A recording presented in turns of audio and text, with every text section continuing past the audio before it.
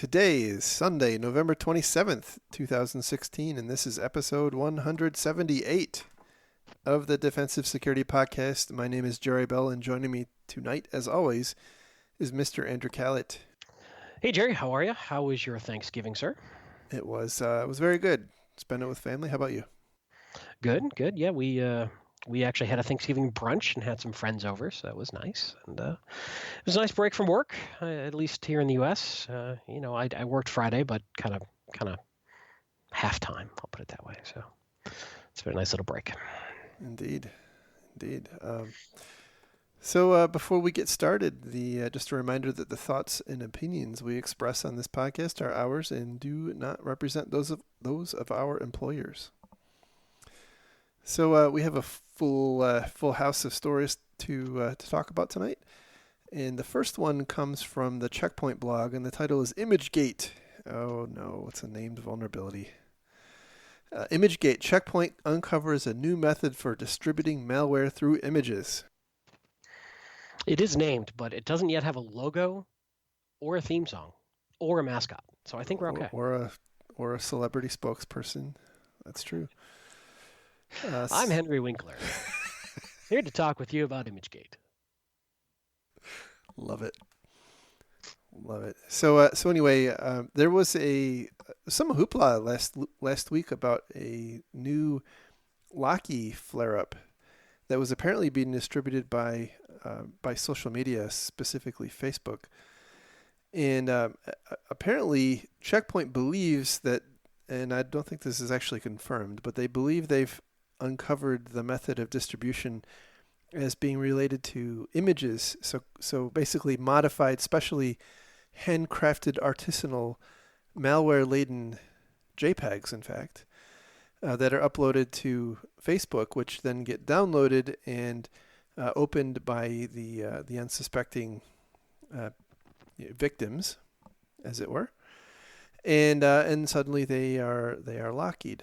Now, up to now, Checkpoint is not saying, if in fact that is what's going on, or in fact how the thing they found actually works, because it's a little odd. I had always thought that most websites typically munge not most, right? But I believed that a lot of the social media sites munge the image when you upload it. It's not like the actual raw image that you download, but I guess maybe that's in fact what's going on here. Well, this is a weird one, and I'm hesitant to say anything definitive because we know so little about it, and perhaps I'm just being dumb tonight, but I looked at the video they put out of the demo, and the way I watched the demo, so this is on Checkpoint's blog, it's a YouTube link right off their blog. Basically, bad guy opens up Messenger, sends an image to victim. Victim clicks on it. The browser says, "Where would you like to save this file?" They save the file. Then they go and they double click on the saved file and execute it. Right. I'm not sure why this is any different than sending somebody an executable that they double click on, or I'm missing what's novel here about this point. I'm sort of, maybe it's me, but I'm not seeing what's so interesting yet about getting somebody to download something and click on it. Well, I think that I think the novelty is that JPEGs have historically been thought of as benign or much less risky than an executable. Well, in their demo, the image extension was HTA. It wasn't even a JPEG. Yeah. Well, there's, like you said, there's a lot of stuff we don't understand. I kind of wonder maybe the vulnerability they found is that you can masquerade a non-JPEG to look like a JPEG when you're transferring it through Facebook. It's a little unclear. It's weird. Even when they double click on the demo, it opens up like in a notepad. It doesn't even execute like as an image. So I don't know. I think that was actually the payload that was being encrypted. So if memory serves. But anyway, point is, you know, people shouldn't be browsing Facebook on their damn Well, work computer. yeah, but they're gonna. So we've got to come up with a better solution, right?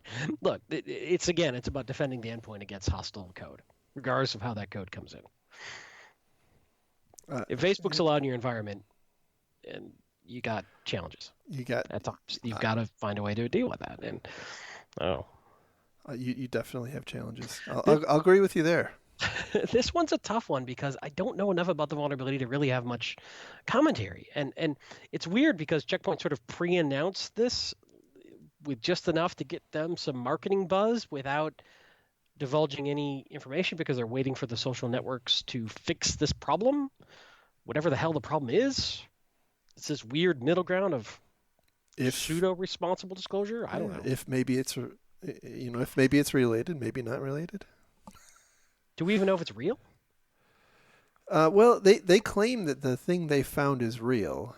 Well, of course they claim it. What's not clear is whether what they found is related to the Locky flare-up that has been observed. Well, it just feels very clickbaity right now. I don't have enough information to decide this is a security vendor being clickbaity. I know. That's crazy. And in full disclosure, I used to work for Check Point. Why would they ever do that?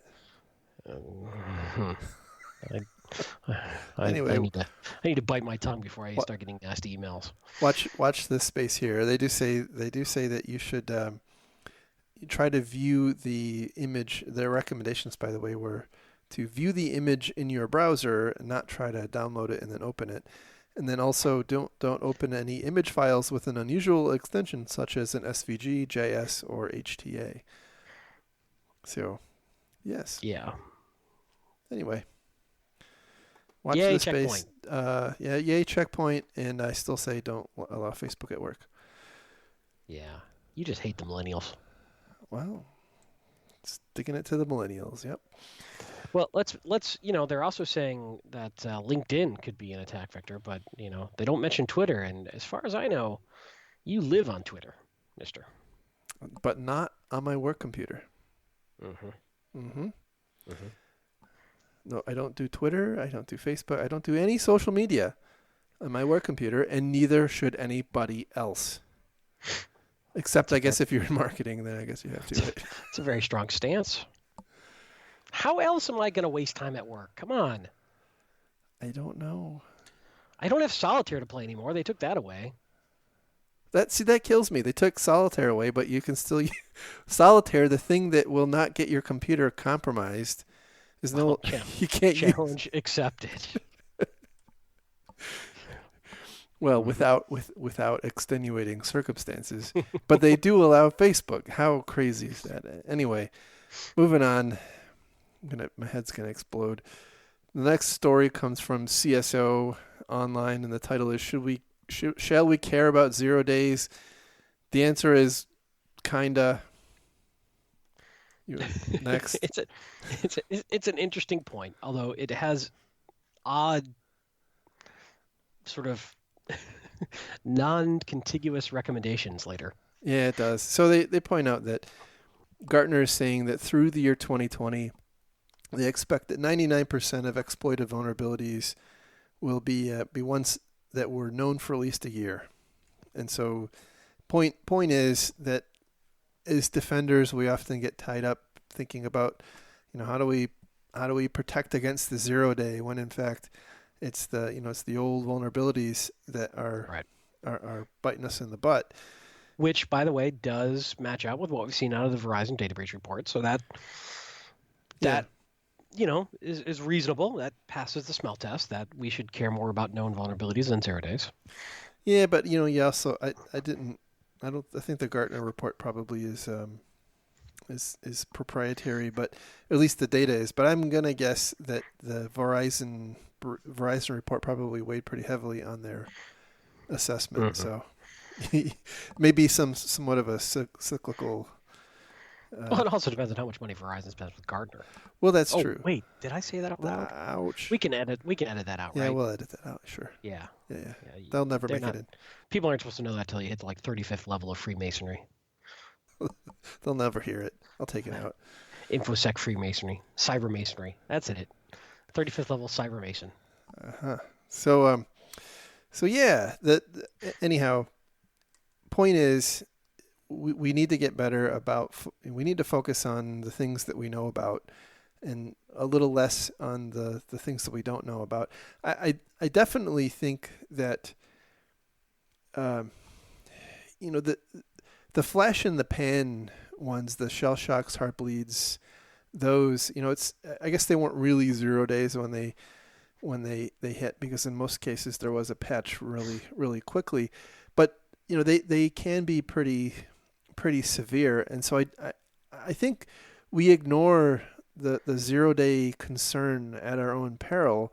But I still go back to the point that the need here is for resilient systems and resilient designs, and less about really reactionary things that or solutions that require us to take some step in response to a new 0 day. So, agreed.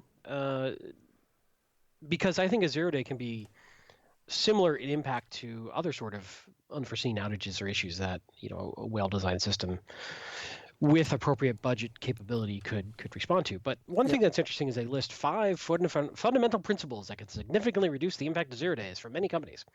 The first one is a minimize external attack surface. So, as you can imagine, it's patch your perimeter, minimize the attack surface, don't have too many surfaces open.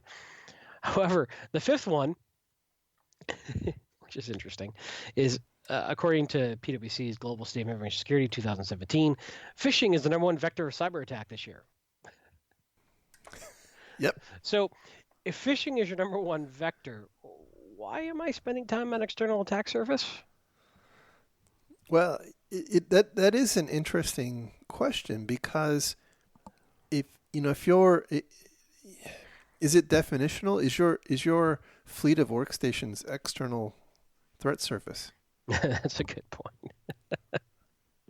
But the way they sum it up in this article, no, they truly mean things on the edge with a public IP address that's publicly reachable by anonymous users on the internet.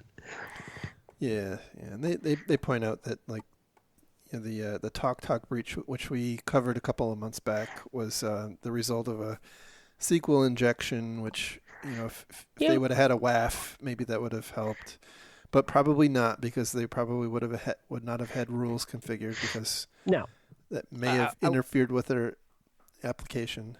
Right, that's true. Now, to be fair, I don't think you should ignore protecting your perimeter. I really don't. I think, but it's just funny how these two pieces of advice are at odds with each other. Yeah. Yep. The other 3, just to wrap it out: implement defense in depth and security hardening. Oh, that's fairly straightforward. Properly manage access control and implement anomaly detection, continuous monitoring, and conduct regular information security awareness training. Because that's worked so well for the past 20 years. Yeah, what's interesting, they don't talk about in here is, and I know I'm going to get some email about this, is inventory. I have come to believe strongly that proper asset management is foundational and fundamental to security. Yeah, when you look around, a lot of the really serious breaches we've seen and talked about have been a result of a lab system that people forgot about, or an installation of WordPress on a server that became orphaned. Right. So we can talk about the need to get better at applying patches to known vulnerabilities, remediating known vulnerabilities, but we have to know they're there. And I'm not convinced that many organizations actually have good insight into. No, I agree. Their their fleet of assets. So as well as being able to quickly assign ownership and yeah, who does care and feeding for that particular asset, and right, and holding them accountable, and absolutely. Yeah. So anyway, interesting stuff. Moving on to our next story, which comes from Data Breach Today, and the title is University of Massachusetts Amherst hit with $650,000 HIPAA settlement. So this was related to a breach that happened, I guess, back in 2013. The university here lost about 1,700 records.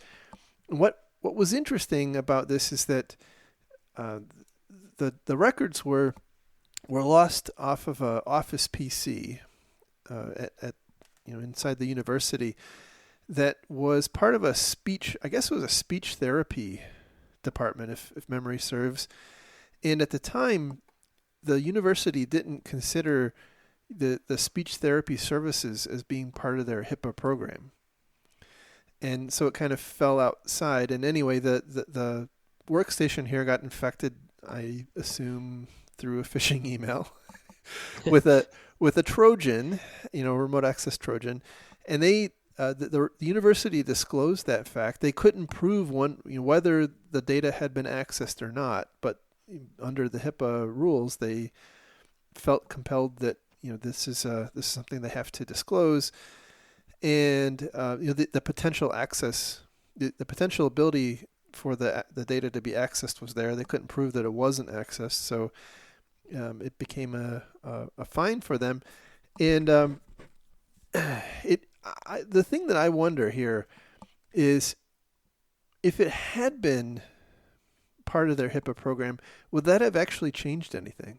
I mean, it's not really. There's no detail to say one way or the other, but I just that part is a little unclear to me, because there's it's not like anything in the HIPAA spectrum of requirements does anything that would particularly prevent your workstation from being infected with a rat. Yeah, you make a good point. And the way I sort of read this and made some assumptions around was that their existing HIPAA protections, had it been applied to this environment, may not have stopped it, but might have been able to identify and monitor better and known if something was leaked, and they would have a process and procedure around it. So it's interesting. It's an interesting question whether or not they had designated this within their HIPAA concerns and had covered it with their HIPAA program, because their HIPAA program in and of itself didn't seem to get dinged too badly in the report. I'm guessing the OCR felt that the HIPAA efforts for other parts of the organization would have been effective, at least in minimizing this. Or maybe, maybe that's just the way the law is written. That, it's easier to fine for not covering something in HIPAA than should be, as opposed to trying to make a judgment call on whether or not your HIPAA protections are substantial enough to be effective. Yeah, and they said they also hadn't performed a thorough risk analysis as they're required to do until after, actually significantly after the breach. So that's also part of. Oh, sorry, dog barking. And now a word from our dog sponsor. Yes, and that's also part of the the HIPAA requirements, is to perform periodic risk assessments.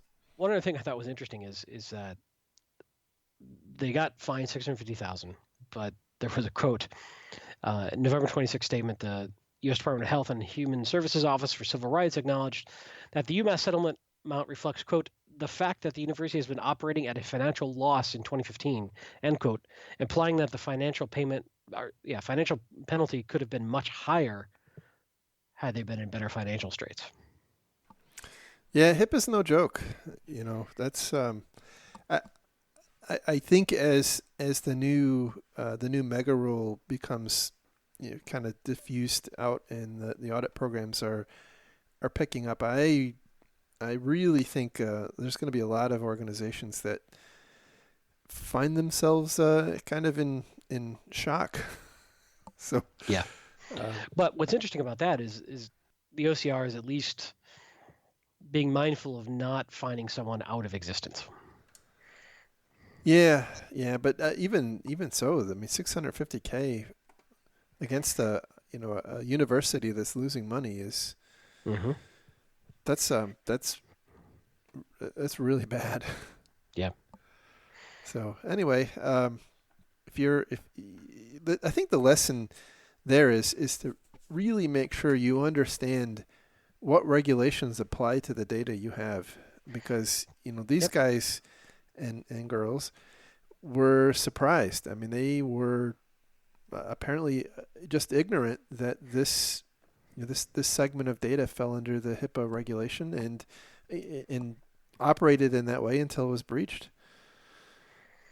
So anyway, and Yeah, it goes back to once again to inventory as well as yeah, knowing your data.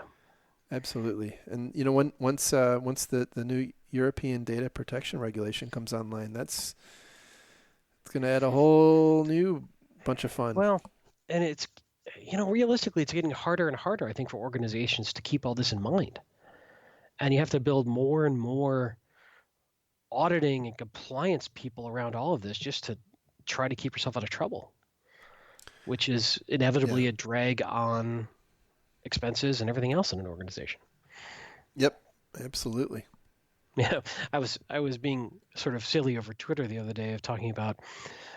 Are you familiar with the concept of the Laffer curve, which is Yeah. some people disagree with it. That's fine, but it's really for the sake of discussion.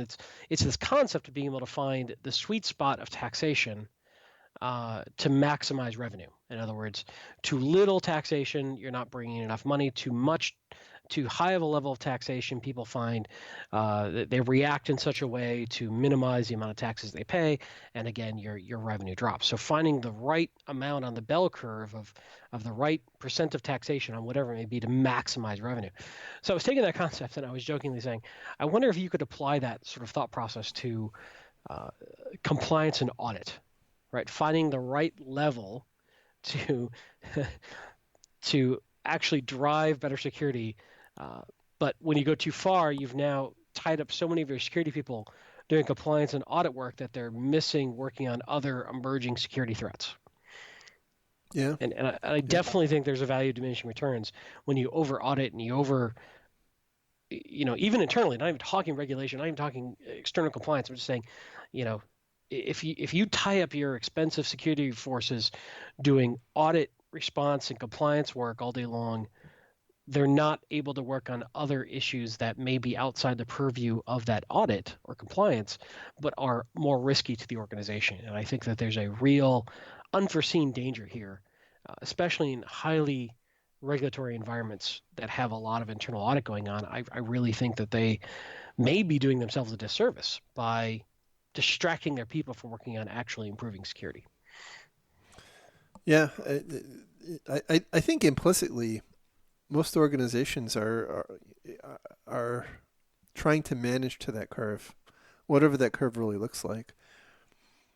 So, but I think it seems intuitive that there is something there. I guess the question is it consistent across organizations that you could plot it out? But yeah, maybe it's something you could figure out for particular verticals, but right, it's a tough problem. I don't know that I have the answer on that, but it makes me think that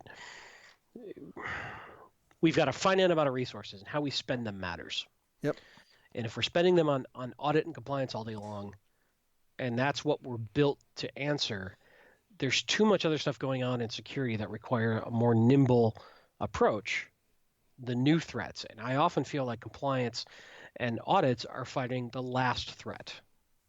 Oh, they have absolutely been, are. Yep. Yeah, they've been built to address the previous iteration of the threat. Now, the threat may still apply, but there's a good chance that the threat has evolved.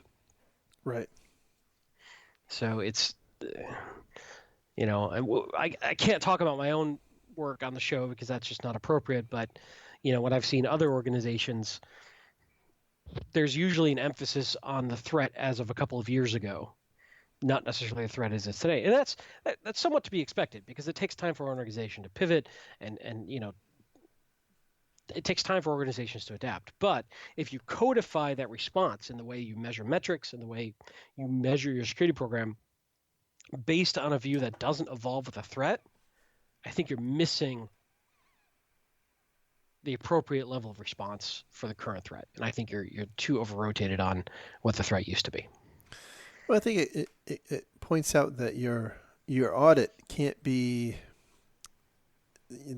that can't be the thing that is driving that governance and oversight. You need Right. something that's more real time and attuned to the threat landscape to drive those metrics, and keeping them meaningful, with what matters now. And that's going to probably inevitably create some clashes with internal audit programs. But honestly, that's where executives earn their pay.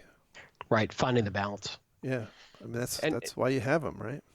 hopefully, Yep. it's an interesting challenge too, because typically the folks who truly have the level of knowledge of the current threats typically aren't in a position to influence that. They're usually middle or technical folks, middle leadership or technical folks in the IT organizations or security organizations. Right. So it's complex. I know I'm digressing off on a tangent here, but it's something I've been noodling lately. I've now been in a couple of highly regulated environments, and I see more regulations coming, especially for public companies. And I worry we're consuming all of our security resources on looking at the trees and not the forest. Yep. Or a particular set of trees. Right. Yeah. So anyway, let's move on to the next story, which comes from Ars Technica, and the title is "Elegant Zero-Day Unicorn Underscores Serious Concerns About Linux Security." I thought this was pretty cool, in a strange sort of way. So the story here is some researchers came up with an exploit against the GStreamer framework, which is a multimedia component that comes with Fedora and a few other Linux distributions. And I'll net it out this way, right? For a long time, myself included, people have thought Linux is a pretty good way to minimize the threat from malware. And I think that in large measure it still is, but it's not. And I think that this article points out the reality is that it's not because Linux is necessarily so much more well designed from a security perspective as much as it is people just haven't targeted it as much. And they point out that from a Linux perspective, a lot of the banging on the gates by the bad guys and by the researchers has been done from the perspective of a server. And so from a server perspective, it's pretty good. But what they're pointing out here in this particular article is that there hasn't been nearly as much thought and focus on the workstation perspective. And so it really is a situation where using Linux on your workstation is a security through obscurity type of construct rather than something that's maybe necessarily so much more intrinsically secure. Yeah, I would agree. Again, it just comes down to market share. The bad guys are going to go after where they can get the best bang for the buck. So if Linux is still fairly rare on the endpoint as a workstation, it doesn't make a lot of sense for the bad guys to go hunting after problems there. The other thing is that really what they're talking about here and what we see a lot is not necessarily fundamentally Linux so much as bundled applications with Linux. Yeah, that's right? Very true. I mean, in this case, it is also going after, address space layout randomization, data execution prevention, and finding a way to defeat that, but it's defeating it through a bundled application. So, which is something we see over and over again nowadays. Most of the time, most folks don't seem to attack the OS itself; they're attacking an application on the OS. Right. But like WordPress on a bunch of Linux servers is highly popped. Yes, and even more so the plugins. Yep. Right. Absolutely. So, in I guess Flash on Windows would be another kind of simile, right? So, I thought that was something worth talking about because I do know a lot of people and a lot of organizations use Linux because of its, what they view as its intrinsic ability to resist malware infections. And I think that, by the way, that largely still is intact, but it's, I think it's just a matter of circumstance rather than something that's intrinsic. So Yeah, but I think you could say that about anything that doesn't have a huge amount of market share. We used to say that about Macs. Well, for a that's a time, great example. Yep, it's a great you know. example. But same fundamental challenge there. There wasn't the market share for the bad guys to go after, and now there is. Right. I mean, the other challenge with Linux is you also don't have the security infrastructure built around Linux as an endpoint, like you do Windows or Mac as an endpoint. So you're limited in the tools you can use to help defend as well. Yep. So I don't know. It's I'm not saying it's good or bad or different. I'm just saying that the related infrastructure around it as an endpoint hasn't been built like it has for some of the other platforms. Yeah, and I will tell you, I have worked in an environment that has a lot of Linux deployments, and the typical security tools, your endpoint DLPs and antiviruses and next generation antiviruses and application whitelisting, all that stuff is very difficult to find because there's very few vendors that support it, and B, when you do find it, it's very brittle. Yeah, exactly.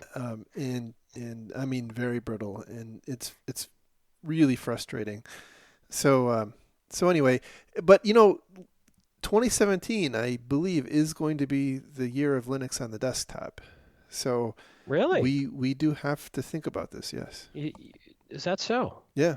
Yeah. Okay, I'll make a note. We'll check back. Okay. Mark my words. Well, Linux is on the handset, so why not? That's right. It's everywhere. It's on everybody's routers. It's on most of the world's smartphones. Yep. So yeah, moving on to our next story. Before I talk about the title here. You remember the major mega terrible horrible earth-ending denial of service that impacted Dyn. I guess it was a couple. Yeah, we said that was pretty much a harbinger of the end of the internet by nation states being able to take down massive amounts of centralized infrastructure. Absolutely. And one of the tweets that took off was, the internet was built to survive nuclear attack is taken down by light bulbs. Right. That's right. And we were thinking it was probably Russia messing with our elections. Right. It was the thinking at the time, because it was like the week before the election here in the U.S. and the thinking was that it was a test run to take down the news sites or some other nefarious purpose. And I went to B-Sides Atlanta, and one of the talks that was given there was I forget the person's name was describing how his inside information was that it was a targeted attack against CNN, and it was something that had been brewing for a while, and on and on and on and on. So, and as it turns out, SecurityWeek.com, disgruntled gamer likely behind October U.S. hacking. So let me get this straight. Everything we thought, not true. That's yeah. So turns out a teenager upset at PlayStation Network went and rented a botnet. Right. So yeah, the story here is that the CSO of Level 3 Communications, a really large ISP here in the U.S., I think in other countries too, testified before Congress and basically said that it is strongly believed, based on their research, that this was actually a targeted attack against a gaming network. And then I think it was the Wall Street Journal had done some other investigation and found that that gaming network was in fact the PlayStation Network. And so I have come to the conclusion that we in the cyberland need our own version of Hanlon's razor. Really? Yes. We need a razor that says something to the effect of, Never ascribe to a nation state attacker that which can be adequately explained by an angry teenager at Hmm. a gaming network. What do you think? That's interesting.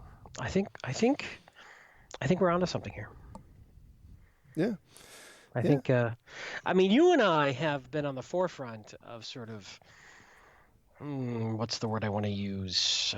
Ridiculing those claims of everything interesting being done by nation state. Yeah. I think Yeah. our confirmation bias is once again confirmed by this story. Oh, absolutely. And that's why it's here, right? Hmm. I mean, I would never include any disconfirming stories. So Without, just ridiculing it and pulling it apart. true. It's true. That is true. So yeah. Anyway, it's an interesting turn of events. I will say it's not. It's kind of not like airtight because it does say in quotes likely this is a likely attack against the PlayStation Network. But nothing about it, by the way, seemed particularly sophisticated, right? I mean, it was somebody attacking the DNS providers of some service that was being hosted by Dyn, and it was just that it was such a large damn botnet with so much traffic. That was the unique thing. Indeed. And I would be very curious to see how they know this. It doesn't go into the evidence behind it and why they think this, but so Yeah, to be fair, we are sort of jumping on this without knowing much about the background of how they and why they say this. But that's like I true. said, fits our confirmation bias. That's true. Um, but so a this was a testimony given before Congress, and B, they would Wait, have had. why in the world are they even? I don't know. I don't know that. Um, but B Because is Congress will fix it. Sorry, go on. no. Go on. Why? I'm sure Congress.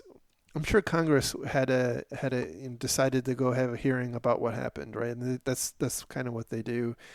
And I'm sure Level 3 was one of the people they asked to come and testify.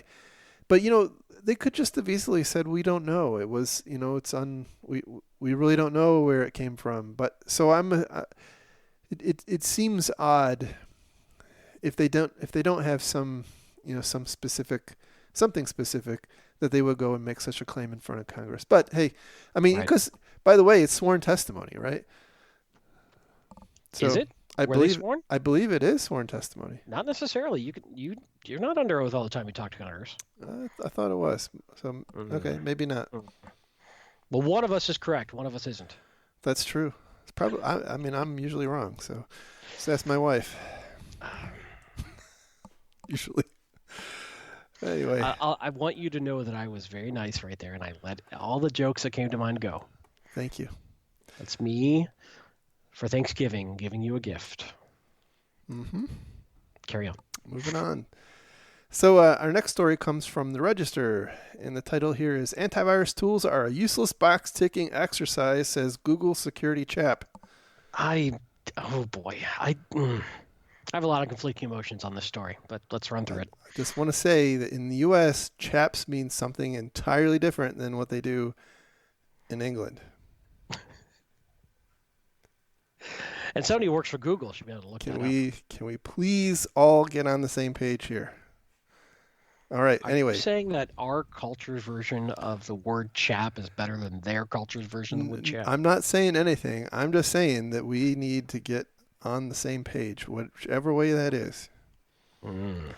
So anyhow, so yeah, Let's see if we can fix metric versus imperial measurements first. How's that sound? yeah, that went so well back in the 80s. Yeah, that was great. Just saying. So yeah, there's this Google security engineer named Darren Bilby, and I believe he was in the Google Sydney office testifying. I got testifying on the brain. He was presenting at KiwiCon a couple weeks ago, and pointed out that we need to stop. We as an industry need to stop relying on magical things like antivirus and instead focus on things that work like whitelist. And also we need to, I think I would sum it up this way. He said the perimeter is dead. That was another one of his points. Was the perimeter is dead. We need to stop acting like there is a network perimeter, and then also stop relying on antivirus. So there was a great quote in here, which I thought was the whole reason I wanted to include this. It goes like this. I quote: "Antivirus does some useful things, but in reality, it is more like a canary in the coal mine. It is worse than that. It is like we are standing around the dead canary saying, 'Thank God it inhaled all the poisonous gas.'"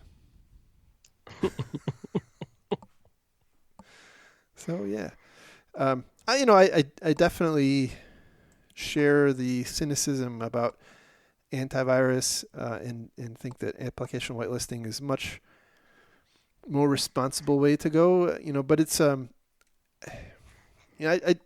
think in large measure it's really difficult for a lot of organizations to adopt. Now I think Windows 10 is going to start maybe changing that for some organizations because it's kind of a native part of the operating system for at least for enterprises.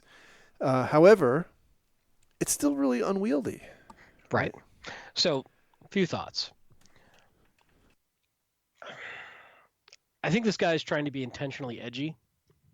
First off, I think this is a little bit of a clickbait approach to this. I think antivirus, whether we like it or not, still has a huge regulatory momentum behind it. And I think that we're not necessarily going to get away from antivirus anytime soon, at least for large environments. I think they do a good job of catching, the crap out there, the drive-by stuff. And it's also good for cleaning up an environment, after something happens. But I completely agree antivirus isn't good enough, and it's not enough. And I am a huge fan of whitelisting. I really like whitelisting. But I think I'm no fan of antivirus. I think that it, but I do think it's a necessary evil still. And I think that this goes a little too far in slamming antivirus because it does, I see stats all day long that antivirus is stopping stuff that would have gotten through otherwise. Whitelisting, I think, is a very viable approach, but like you said, it is relatively load intensive to manage and run. You shift a lot of responsibility to your help desk to deal with all sorts of stuff that users would have dealt with on their own. But I do think whitelisting is highly effective. It's a perfect no, but I don't know. I just think this guy kind of goes a little too far in being edgy. He's definitely. I mean, it was a KiwiCon, for those who don't know, is a pretty primo conference. I mean, that is it's.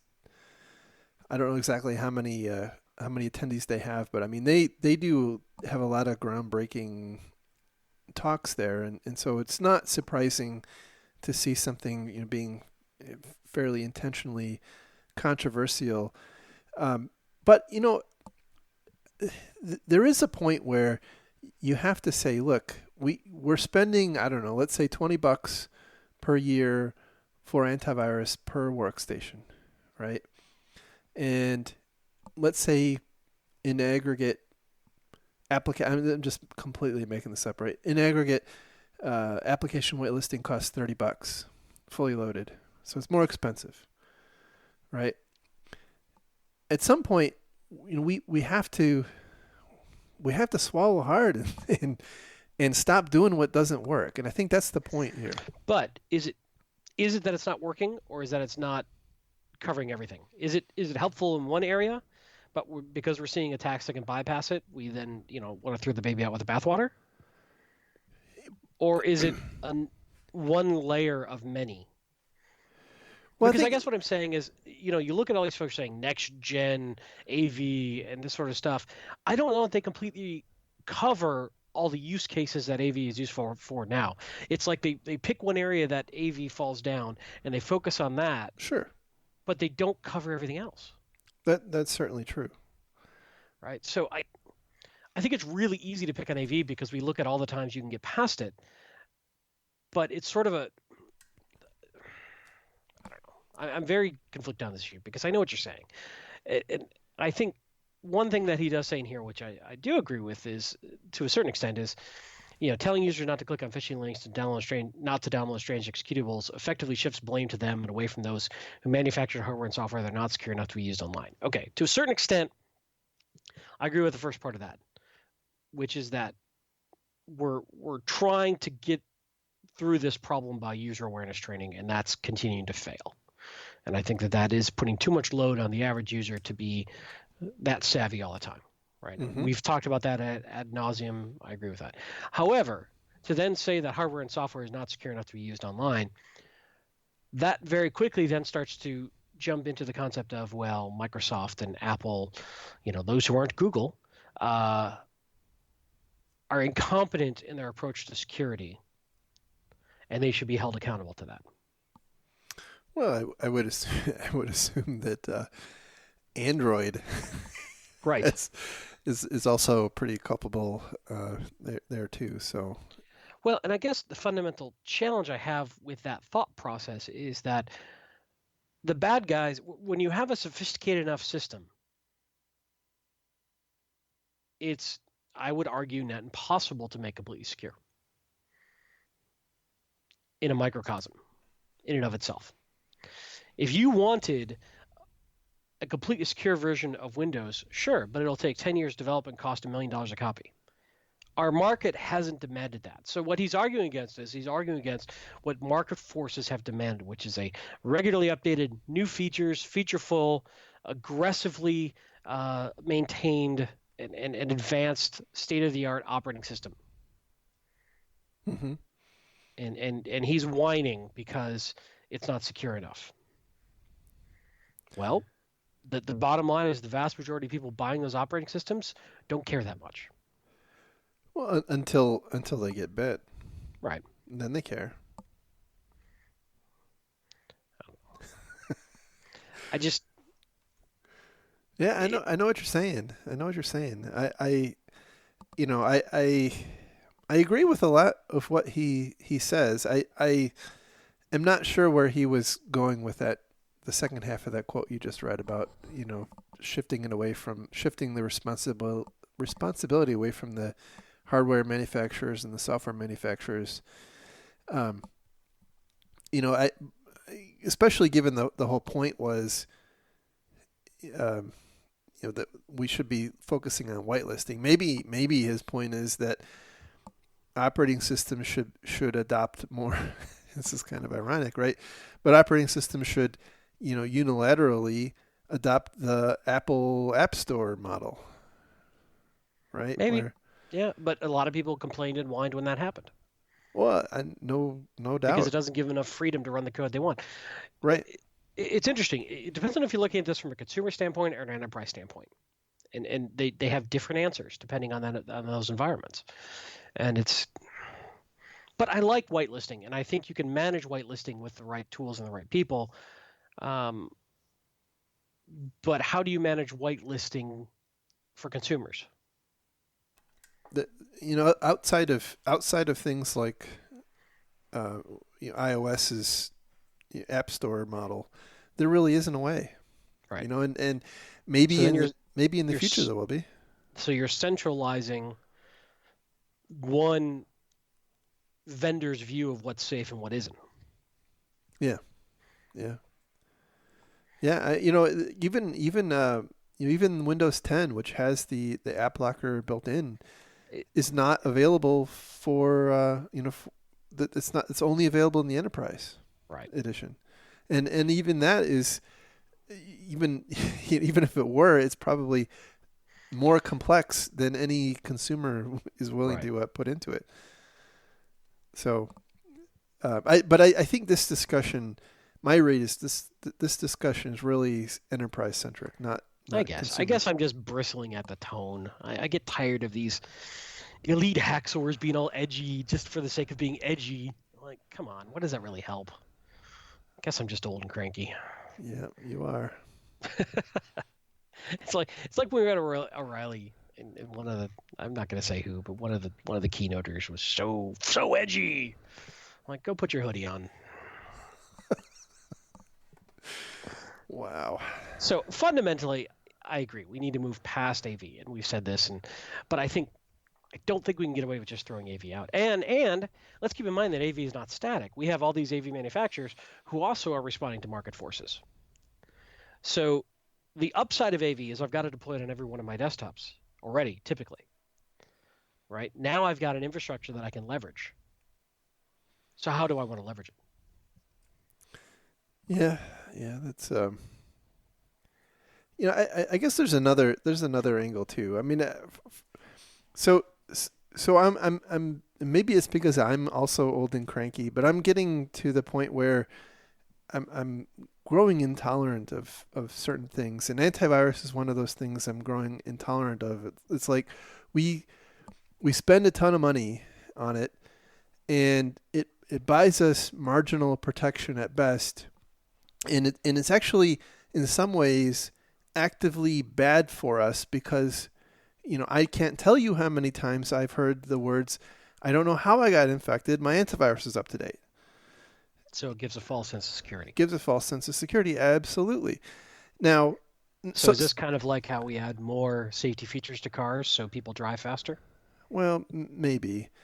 I mean, maybe so. I'm not. That's not where I was. Not where I was going. I'm kind of where I'm going is, if there's something that's more effective out there, like application whitelisting, maybe we should focus on doing that instead. Is so long as it is it does everything that your antivirus does and more. I know it's uncomfortable, right? And it probably won't go real well for a period of time, but let's stop doing the thing that doesn't work well and do something that works better. Now, I will say that, like everything else, I have to believe that if there were a whole, let's just, let's pretend that Carbon Black's wet dream comes true, right? And everybody stops renewing their Symantec enterprise agreements and starts going with Carbon Black Protect, right? I gotta believe it's not going to be very long before people start figuring out ways to evade Carbon Black Protect, right? Certainly. That's now it comes down to the quality of their code to make that difficult, but absolutely, once you reach a certain level of penetration as defensive technique, the bad guys will start looking at ways around it. Same thing has happened with almost every rise of every technique. Let's pick on FireEye for a moment. They really sort of pioneered the concept of sandbox execution and detonation of potential malware. So now, once they reached a certain impact and a certain penetration, the bad guys started writing code to evade that. Same damn thing's going to happen if you do widespread release of whitelisting. Now, the question is, given the concept of whitelisting, we've seen a few evasion techniques, but is it fundamentally that much more difficult? Because we're now dealing with a negative first approach as opposed to a positive first approach. So, right, AV is looking at let everything run, then try to find bad stuff and don't let it run. Whereas whitelisting is looking at don't let anything run except what I know to be and have said to be safe. So is that fundamentally going to be that much more difficult for the bad guys to get around? I don't know. I think you won't know until that really truly is tested in the wild effectively for a long period of time. Right. Yeah, I think that's right. So moving on to our next story, which comes from, I don't even know what site this is. Insta2fa.com. I really just sent you the story to make your head explode. Yeah. So the title is Never Spend More Than 37%, the Golden Rule of Security Spending. Blah, blah, blah. So this is a blog post from November 17th, and it refers to this Gordon Loeb model, and it describes it as awesome. The Gordon Loeb model that's referenced was published in a ACM, I think it was ACM paper. It's ACM or IEEE, I don't remember. Getting old and cranky. In 2002. Okay, so it's which is about 3 eras ago in internet time. Yes, it was a while ago. But they when you go through the model, right, it's like, so what you do is you figure out the likelihood of your data being compromised. You figure out the likelihood of, or that you figure out the potential loss of data being breached, and you figure out if you were to spend X amount more in increments, how would that reduce the probability of a breach? And then it goes through some really very nice math, in that kind of at the end points out that you should not spend more than 37% of your of your potential loss. And that kind of makes sense. I mean, again, I kind of go back to the point that information security is not all that much different than insurance, right? And so you wouldn't buy an insurance policy that costs the same amount as your house, right? And so it's a little tautological, I guess. Well, here's my fundamental problem with this, is that not all spending is equal. And I could take two organizations and spend the exact same amount of money on security for CapEx and OpEx. And the decisions that are made and how they employ those tools and the quality of the people on board and their experience level and their cluefulness and the willingness of the culture to work with them, and IT being supportive and executive management being supportive, and the risk environment they're in and how they do business, all of this factors in, all of it. Yeah. And I could have two companies with the exact same spend, one being breached all day long and the other one tight as a drum on security. Right. It's not that simple. There are far more variables at play. Yeah. So that's, I think, it is at some level an interesting exercise to think about. But at the end of the day, it's always been the inputs that were the problem, right? How do you quantify the likelihood of a breach? How do you fully value the loss to your organization if some data were breached? And how do you measure or forecast, really, not even measure, how do you forecast the resulting decline in in vulnerability based on spending? And so if it's like, if you can solve those, I'm not sure this model is going to be all that helpful to you, because you are much ahead of the world. Now, there was one thing that I thought that was I guess two things. One is, it's important to know that you shouldn't be spending as much on your security program as the potential loss of your data, right? I mean, hopefully that's obvious. Can we quantify the cost of loss, though? Really? I mean, especially the intrinsic issues like reputation cost and M&A activity. I mean, this is where I start to really get into a bind, is trying to quantify the cost of a loss. Well, but I think at some level, you have to do that in order to figure out if you are spending too much on your program, right? I mean, that is the job of a security executive and CSO or CISO. That's their job.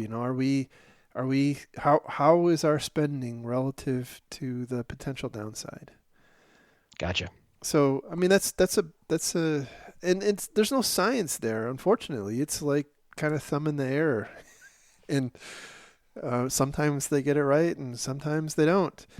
There was one other interesting thing I thought in here, which was, they point out that it's not necessarily that the spending priorities shouldn't necessarily be focused on the things that are most vulnerable, but rather on the things that are most valuable. Which, again. But we're the problem with this is we're looking at things in a microcosm. Yes. Again, we're taking every discrete issue, and this is a whole system that's interconnected. And that is my problem, right? When we think about things like what happened in OPM and Target and Home Depot and on and on and on, right? When you can't think about, like, Target can't think about the potential loss of their vendor management portal, right? Yep. Because if they think about it that way, well, they're like, oh well, the total conceivable loss of our vendor management portal is, I don't know, so $500,000 because it would be down. We'd have to rebuild it. We have to restore it from tape and blah, blah, blah. Maybe we piss off some vendors. And like you said, it doesn't account for the interconnectedness. And that's the real problem, is feeding this kind of a model with anything that's not garbage is really difficult. Yep. So but anyway, I think these attempts are going to keep continuing. Right? People are always looking for the magic number. Yeah, it's interesting though that this model has come up it just keeps showing up like a bad penny, and it's an interesting model, but like this isn't the hard the thing that the model addresses is not the hard part. It's right. It's the things that are forward of that is the hard part. So anyway, I digress. So moving on to our last, it's actually a pair of stories, and I wanted to bring this up because we are often pretty critical of how things are reported and the interplay of vendors, and I'll also say the election cycle this year in the U.S., and I'm not going to go do much political discussions here, but there's been a lot of discussion about the impact of how things are reported in the media has a lot to do with people's perceptions.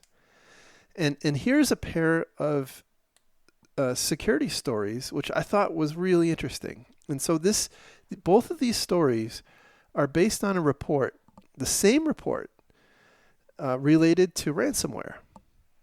And I'm going to read both titles, one after the other, to give you a sense of where I'm going with this. So the first one comes from SecurityWeek.com, and the title is "When Ransomware Hits Business," when ransomware hits business, paying up unlikely to guarantee resolution. So that's story number one. Story number two comes from CSO Online, and the title is "Ransomware Victims Able to Thwart Attacks," report says. So same report. Same report. Somewhat different takeaways from that report. Very different. Yeah, so the Security Week report says, let's see, 86% of companies that paid the ransom were the extortionists attempted to extract a second, and 81% said that they were attempted to get a third. And they go on to say down at the bottom of the article, in 57% of the cases, the extortionist didn't actually decrypt the files, even after they did pay. And that in 43% of the cases, the data was released after the ransom was paid, and in 43% of the cases, the attacker decrypted the files and left. So, and that stands in stark contrast to this other, because if you read that, you're like, holy crap, like this is bad. This is bad. And so I think the takeaway here is go read the source material. Yeah. And then you go over to the other story, and it's, 27% of cases, this is from the CSO Online, in 27% of cases, the attacker couldn't decrypt or couldn't encrypt any files. Right. In 45 of the attacks, some files are encrypted, but the companies were able to decrypt them on their own. In 25% of the cases, the company was able to replace encrypted files from backups. Only in 3% of the cases were the companies unable to restore the encrypted files. So, how do you reconcile the narratives between these two stories? I don't really get it. And what's interesting though is you would think that, because the second story from CSO Online has some quotes in here about from SentinelOne, right? And you would think that that would be the one that you would want to be kind of doom and gloom, right? Because buy our product. You got buy our product. Everybody's getting hosed. Buy our product. Mm-hmm. So I guess the point is that we've talked about this in the past, right? A lot of the security stuff that we learn about, the reports and the intellectual capital comes from vendors or vendor-funded research. Right. Right? And then if that's not enough, it goes through a filter. Yep. Which is the reporting. And so we have to be by the way, I don't even know what to think about this stupid report. You just want to point out the duality of the takeaways? Yeah. From these I don't even know ransomware bad, fine, right? But yeah, it was the duality that I wanted to point out, that we have to be, as security people, we have to be aware that what we're reading here is we have to be critical thinkers about this stuff. It's true. It's absolutely true. So, and it's tough enough with everything else we got going on. Yes. Got day jobs and podcasts and night jobs and weekend jobs and that's true. Middle of the night jobs. And your mom. That's true. She is a job, let me tell you. Anyway, so yeah, that was what I wanted to say about those. I don't know if you had anything else. No, I think you hit all the key points. It's I go back to you gotta be careful about what. How do I want to say this without unintentionally pissing somebody off? I don't mind intentionally pissing them off. I don't want to unintentionally. There's typically a point of view that a certain writer or organization has when they're writing about something. And it's very good to often ask yourself, what is the frame of reference that this particular writer or whatnot is coming from? Yeah. And, it's really hard, I think, in our industry to get completely non-biased information. I think it's really hard. Even us, in our day jobs, we're not running six different vendors to do the same thing, comparing and contrasting. We're just seeing what happens with the product we have in our environment, good, bad, or indifferent. So it's really tough to know. Somebody asks me, "Hey, what's your favorite antivirus?" Well, I know one really well, right? Right. So how can I can tell, and the problem with that is that if I've got an incumbent, I have much higher likelihood of having some sort of negative experience with something I'm running, because nothing is perfect, than a marketing view of a demo of a product I've never run. So the incumbent typically, unless they are flawless, is typically at a loss to compete against a perfect marketing message from a competitor. Yeah. Yep. So I take a lot of marketing with a huge grain of salt. Huge grain of salt. In fact, most marketing I go blah, blah, blah, blah, whatever. Because I've seen it too many times. I've seen terrible products marketed well. And they sell as a result. Mm-hmm. They suck once they're in place, but they sell. And that's what makes the sales guys and the marketing people happy. I don't know. That's a whole different rant. But well, I mean, then it'll get fixed in the next version. So I don't know what you're worried about. And that's so true. Right? Well, we just establish a relationship with the customer, and then we'll continue to improve based on their feedback. That's exactly how some companies think. Anyway, it's late on a Sunday. I should just shut up. All right. So I think that's all we have. Yeah. Yeah. Yeah. So yeah, thank you all for listening, and again, a special thank you to our Patreon donors. Also, if you are not one of the cool kids, you should join our Slack channel. Is there an easy way to find the Slack channel? How do you recommend people find the Slack channel? Well, I'll embed it in the show notes for one, and then I got to find a better way to put it on the website. I haven't had time to do that. If you Google Defensive Security Slack, it's the first hit. Well, hey, there you go. Yeah, the Googles. That'll get you there. It's true. And so yeah, any I don't know of any cons coming up where we're going to be at. No. Well, we're coming into the holidays too, so it gets a little crazier. Yeah, I don't think I'm going to make it to ShmooCon this year. Oh, really? Next year, yeah. Oh, well, that's unfortunate. Maybe I'll go and you won't. Yeah. Maybe we'll never be in the same con again at the same time. Could be. Could be. Because you were at B-Sides Atlanta and I wasn't. Now I'll be hopefully at ShmooCon and you won't. Not hopefully you won't, but hopefully I'll be there. I don't know. We'll see. I don't have a ticket right now, so. Hint, hint. But what about DerbyCon? Oh, absolutely. About DerbyCon. Oh, I guess I can't go then. We can no longer be at the same place. Yes. Great. Well, I mean, with the size of your ego, I mean, can you blame me? That's true. But yes, huge shout out to our Patreon donors. You guys are amazing. And thank you to all of our regular listeners and continued fans. We love you guys. And hey, if you like the show, throw us a review on iTunes. It's internet points for us. If you don't like the show, send us an email and tell us why. Yeah, that's exactly right. And then we did promise a friend of ours that we would give a shout out to Hack in the Box Amsterdam. Oh, you're right. Yes. Which Hack in the Box Amsterdam, which we need to go to one of these days. Yes.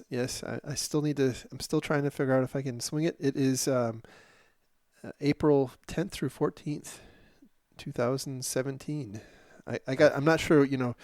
What with the time zone. I don't know what those dates work out to, but June or something. Yeah, something like that.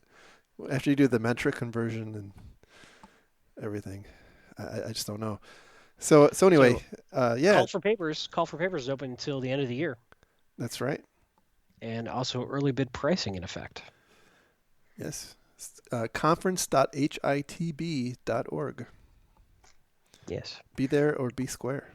And we're happy, by the way, to shout out other conferences. If you have a conference you want us to mention, let us know. Yeah. We have more than a few listeners, so public service. Think of it that way. Anyway, you can find links to the stories we talked about, and I know there were a bunch today on our website at www.defensivesecurity.org. You can Google Defensive Security Slack and join our super cool Slack channel. Hope to see you there. You can follow the show on Twitter at DefensiveSec. You can follow Mr. Callett on Twitter at Lerg. That's Lerg. I've seen people trying to follow Lirg. That was kind of weird. Hopefully that person is cool and interesting. Yeah. You can follow me on Twitter at MaliciousLink, and I am, as you pointed out, I'm there way too much. It's like I need a 12-step. There needs to be like one of those recovery programs in the woods where I'm gonna have to go and take care of my Twitter problem. But anyway, until then, you can find me on Twitter. And with that, we will talk again next week. Thank you very much. Have a great week, everybody. Bye-bye. See you later. Bye-bye. Clearly, we need to go out to Redmond and kick some ass. Well, if we could get sound drivers working on Linux, we could just do that. No one's ever gotten sound drivers to work on Linux. Come on.